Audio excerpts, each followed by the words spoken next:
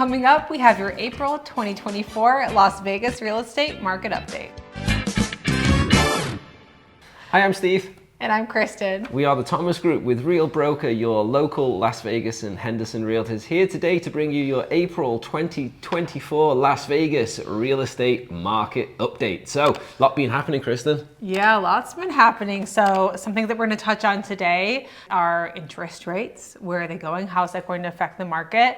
And then the other big news is the NAR settlement. Yeah, as well. I'm going to also talk a little bit about the builders. Which is tied into interest rates, yeah, for sure. Cool, let's dive in. Let's do it. All right, so we'll start with single family homes. The median sales price last month was $465,000. That's up 1.1% from the previous month and up 9.4% from the same time last year. So, like, you know, insane. You've been waiting for interest rates to go down or prices to go down or anything. You're now spending over 45,000, 45 grand more for a house. For the same thing. Yeah, wow. And I mean, we'll get into this, but it's a supply and demand thing. So the units sold, there were 2,082 single family homes sold last month, up 9.8% month over month, down 11.8% year over year. So even though sales are a little bit lower than the same time last year, we're still seeing that appreciation. But let's take a look at pending sales because that's going to show us where we're going to be next month, because today's pendings are next month's closings. Pending sales are up 10.3% from the previous month, from this month, and up 4.6% from the same time last year. Wow, okay. So we are seeing, so we're definitely coming into the spring drive. Yeah, but in a higher, so I know that like this month sales were down from last year, but it looks like next month sales are going to be up as opposed to where we were last year. And I think it's also dependent on interest rates, isn't it? Well, speaking of which, yes, let's go there. The latest inflation data was just released, and I'm not surprised at all, to be honest with you, because if you've been watching our market updates for any period of time, you will have heard me talking about the amount of cash that was printed during COVID and how there has to be a kind of like a leveling out of all of this, and where is that going to sit? And I think, we're probably going to be sitting in a 6 to 7% interest rate, range for the foreseeable future. Totally agree. Yeah. Because so what everybody was kind of hoping for was, inflation was coming down, everything was looking good. The Fed kind of was indicating that, first it was like maybe May, June, it kept getting pushed back, maybe July. We were going to start seeing interest rate cuts, which would also have a knock-on effect to mortgage interest rates. And the builders were hedging on that as well by offering these interest rate incentives to people. So they were buying these big packages of loans, hedging on the fact that interest rates were going down. Were they? That's how they do it. That's why you have to fit into like very strict criteria, because they're like pre-purchasing these mortgages. Yeah. Yeah. So, but anyway, and now with interest rates, now it's looking like we're not going to be having a cut. Interest rates are going to be staying steady around. I mean, we're at 7% right now. It looks like they're going to go up too. Up a little bit. Yeah, exactly. So, where does that leave everything? Like in summary, I mean, I actually think it's not good for our buyers, is it? I mean, everybody wants to be able to afford a product, but it is kind of scary that the median sales price is up 9% year over year. So it wouldn't be a terrible thing if it slowed the market down a little bit more. I think but the problem is, who's going to be listing their home now? When the interest rates are going back up? Because this is the whole problem. We've got is people don't want to leave their home and look at buying something else that isn't as good, that's going to cost them more and isn't as good as where they're living right now. So I think a lot of people have been waiting for interest rates to go down. I'm so glad that we weren't, real estate agents that were ever selling the buy now, refinance later, because there's going to be a lot of people that are going to be stuck, with higher loans. And I guess ultimately just there's not enough inventory, and I don't see a higher interest rate increasing that. at all. No, exactly. It's not going to be increasing it. So it might slow down demand a little bit, but will it be enough? I don't think so. Probably not. Yeah, I heard somewhere too that new build starts are down actually because the cost of the builders financing everything, they're being hurt on that end too. Like the builders aren't just paying cash for when they're buying these big bundles of land, right? They're financing stuff on that end. So businesses are affected by the higher interest rates as well. So it's just such a catch-22, isn't it? Yeah, it really is. I just don't see a big change happening anytime soon, even with the coming election.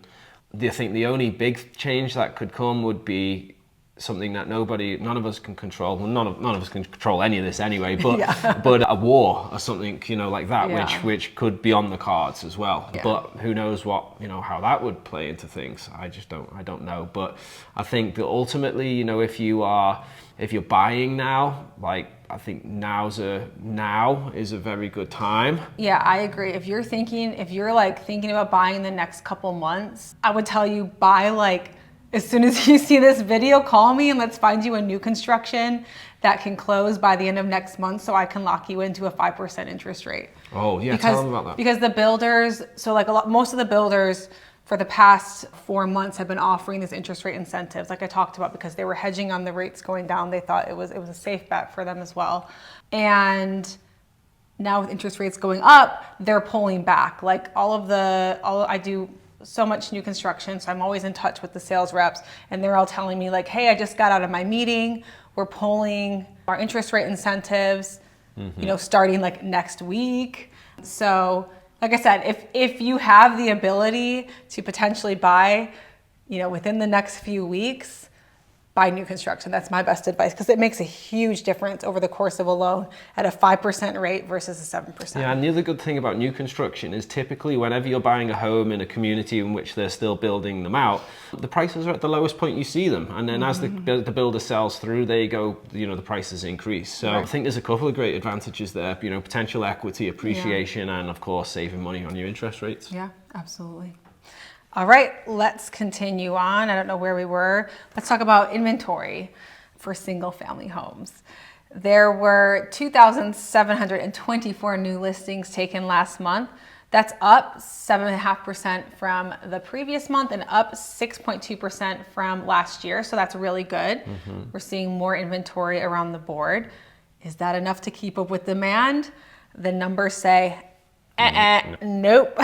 There were 3,323 single family homes available for sale. That's down 4.3% from the previous month and down 20.8% from the same time last year.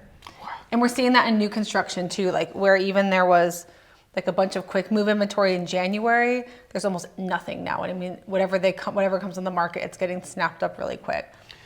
I feel we've been making these market update videos now, goodness, I don't know, 4 years. 4 years now. 5. We've been selling real estate for almost 10.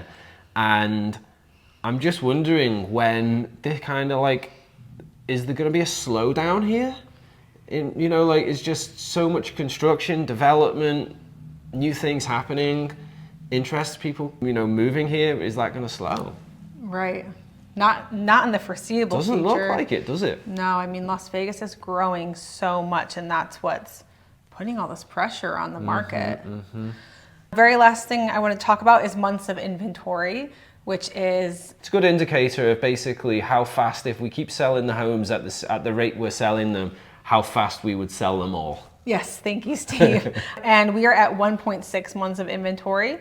That's down almost 13% from last month and down 10.2% from the previous month. So that's just showing demand still. Yeah, supply, like we said, supply is not keeping up with demand. So, and if you are, I know we have a lot of locals that watch our market updates because they're thinking about moving.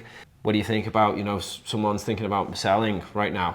Probably sell pretty soon. I would do now, yeah. Well, interest rates are a little bit lower because I do think demand might dip a little bit. Yeah. We have seen over the past, I would say 2 years, that demand has been very, very much affected by interest rates moving, a half a point. Yeah, very much so. But I think even when what happens generally is when the interest rates go back up again, buyers start getting more creative with what they're asking for from the seller. And the sellers, generally kind of feel that pinch as well a little bit, and they want to try and help. So homes will still sell. It's just how quickly, how many will sell, and what does that... Yeah, what terms? And speaking of what terms, should we get into the NAR settlement ahead of condo townhomes? Let's do condo townhomes first. Okay, we'll do condo townhomes. We'll have chapters, so if you want to jump ahead to the NAR settlement, you can. Median sales price of condo and townhomes was $282,500.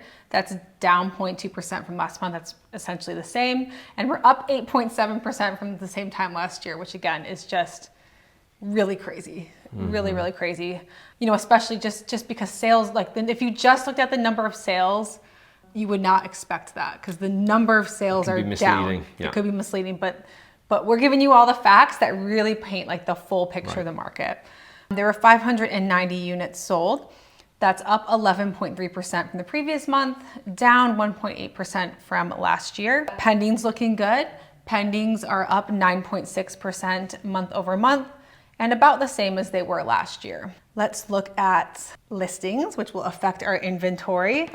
864 new listings taken, up 17% from the previous month. That's really good, but I guess like you said too, we kind of see that in the spring market. More people put their homes on the market, and also up 18% from last year. Sounds good. Is that affecting inventory? It is. So this is interesting. Okay. Condo and townhomes have increased inventory up 1.6% month over month. So a little bit, not much, but a little bit. And the inventory is up 7% year over year. Okay, all right. So that's really, really interesting because single family homes are down 20% in terms of inventory, and condo townhomes are up a little bit.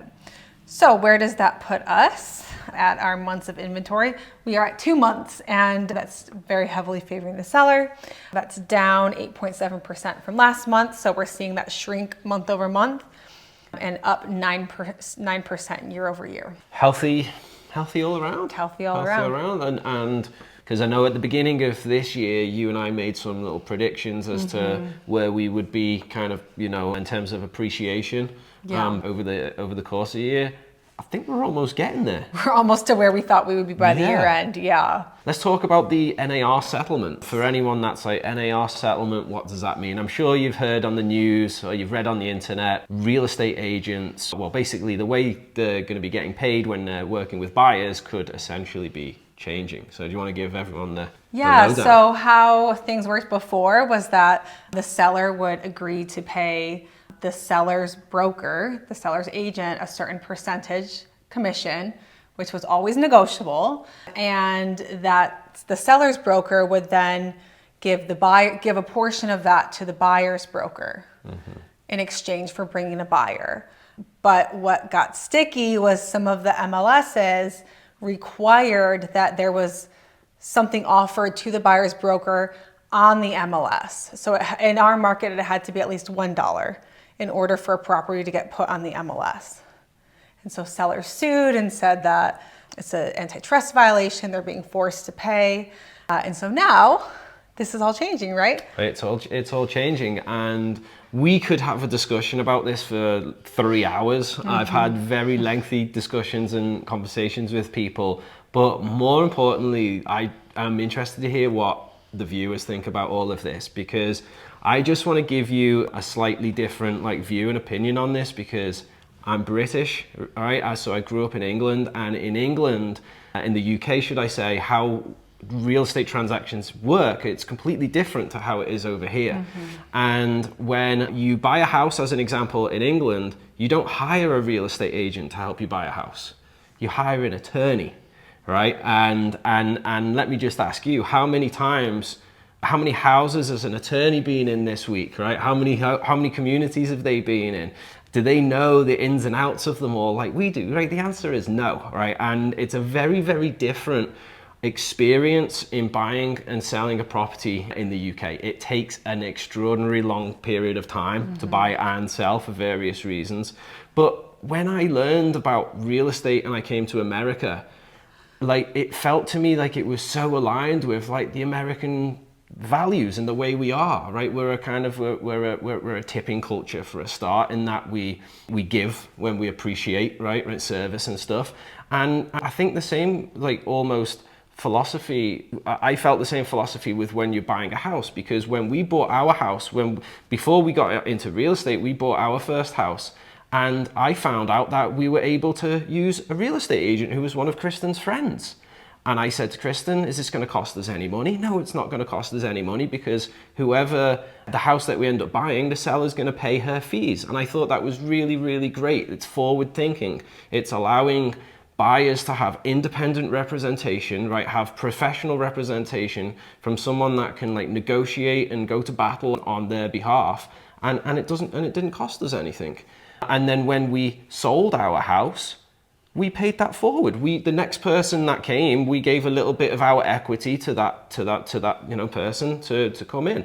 And it's all just, in my opinion, just so unnecessary, all of this. And I think you hit the nail on the head in your kind of opening statement when you said real estate commissions have always been negotiable. Mm-hmm. Like, you can drive down the freeway on Las Vegas Boulevard and you'll see 5 different billboards of agents that are saying they'll list your home for 1%. Now, if you call me today and ask me to list your home for 1%, I'm not gonna do that, right? Because in order for me to do that, it actually costs me a lot more in order to give you the service that I offer. Now, those guys don't offer that same level of service, and they'll be able to do it cheaper, and that's okay. There's something there for everybody. It's like 1%. It was never even a thing. 3%. It's never been. It's always just been completely negotiable. So for me, it's unnecessary. But I do think that will really separate the wheat from the chaff. And in real estate, the barrier to entry has been so low.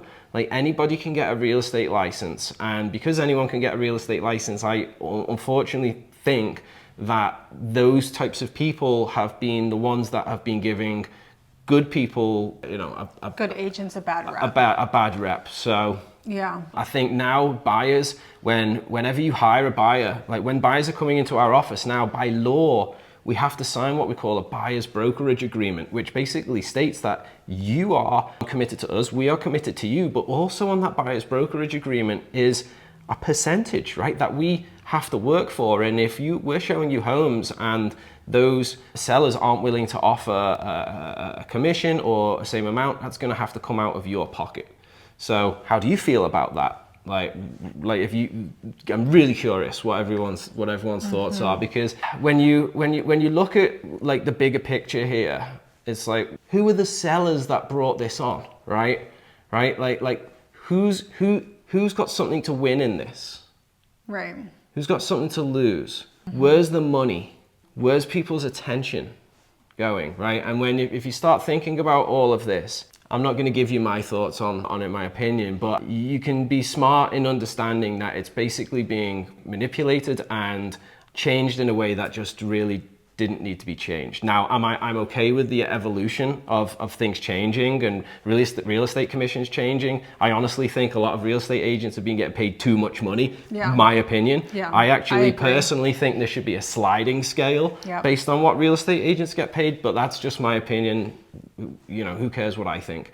But I care what you think. And I want to know that, if you're planning on selling your home, will you still continue offering a commission to someone that will bring you a buyer? Or are you going to say, no, buyers got to bring it themselves? So I know I've talked a lot there and I didn't give you too much chance to, give your input, but I am curious to hear what, where you think this is all going to change and maybe change the landscape of real estate. Yeah, no, I actually think, like, there are definitely some good things that are going to come out of this. Like, number one, we're committing to each other. We're having those conversations up front, transparency mm-hmm. in terms of, like, us as agents working with buyers. So I like that. That's good. I do worry that, it'll hurt, like, first-time home buyers, veterans as well. I think, like, the biggest threat to the United States real estate market right now is the corporate investment. And I can tell you, corporate investors are going to pay their, like, agent, the 1%, 2%, whatever, their buyer's agent that's buying them 100, 200 properties a year. they don't mind paying that because they've got that money. They've got that. It's going to hurt, you know, our buyers. We both have had buyers that, you know, have almost no down payment, but we're able to get them in a home with different programs and such. Yep. I'll never forget one client when I first got into real estate. Like, she bought a home. She'd been renting for 16 years. She bought a home. Well, she didn't buy a home because she always thought she needed 20% down. Yeah. And things happened in her life and she could never accumulate that money. And when I met her at an open house and we had a conversation and I learned she was a teacher, I was like, well, you've grants for this, there's grants for that. And she bought a house with $1,100 out of her pocket. That's not going to happen now. Yeah. And now when you're going to be able to hire the best buyers agents in town, like all of the agents at the Thomas Group, we're all experts, right? We're all experts at different things. Kristen's a new construction specialist. If you're going to have to start paying her and hiring her, she's going to be busy. So now your fees, you know, the costs are going to go high. You're only going to be able to service a certain amount of people. I just don't think it's conducive. It almost seems to me like corporate America kind of wants the American people to be renters and don't own anything. They do. Right? You just re-rent everything. Yeah. Right? And that's not cool, right? That's taking away from the American dream. It's taking away... Yeah, I would say it's taking away security. It's taking away security for the average individual. I mean, that you don't know if you're going to be able to stay in the same place year over year, what your payment's going to be. I mean, to me, that's the biggest benefit of owning a home, is that security. Anyway. So yeah, lots of thoughts. Let us know what you guys think. Yeah, I think ultimately, I honestly think our business is going to grow because of this. When sellers are now hiring a real estate agent to help sell their home, they're not just going to hire the guy or girl that's got 500 listings. They're going to hire people that can bring them buyers, right? And like for us, for example, because we're video marketing experts, we have all of the buyers. So if you're selling a home, we could save you tons of money by essentially brokering the transaction for free, right? If we need to. So anyway, if you're thinking about selling, on that note, give me a call. Love to have a conversation with you. And of course, if you're thinking about buying, investing here in Las Vegas, our whole entire team would love to help. We offer free consultations. You can schedule on our website, thethomasgrouplv.com. But for now, thank you so much for watching. We'll see you again.